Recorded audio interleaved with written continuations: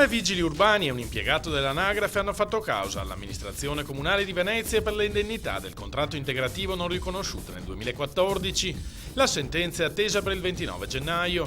Se dovessero vincere, ipotizzano dal sindacato di ICAP, si apriranno possibilità favorevoli per tutti gli altri lavoratori di vedersi riconosciuta per legge la parte di salario accessorio tagliata prima dal commissario Vittorio Zappalorto e poi dall'attuale sindaco Luigi Brugnaro.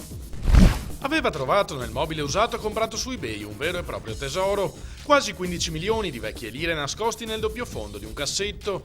La gioia per la cinquantenne mestrina era durata solo pochi minuti, il tempo di scoprire che il cambio lire-euro non era più possibile per una norma varata dal governo Monti. Dallo scorso 4 gennaio però è cambiato tutto. La Corte Costituzionale ha infatti dichiarato illegittima la norma che vieta la conversione in euro della vecchia valuta. La signora potrà quindi intascare e spendere l'intera somma. Una donna è finita in acqua dal marciapiede ferroviario del Ponte della Libertà e ha rischiato di morire per assideramento. È stata salvata in extremis dall'equipaggio di un'imbarcazione della Canottieri Mestre sulla via del rientro alla sede di Punta San Giuliano. Visitata al punto di primo soccorso di Piazzale Roma, la signora è stata dichiarata fuori pericolo. Secondo i suoi salvatori, all'origine della caduta ci sarebbe stato un tentativo di suicidio.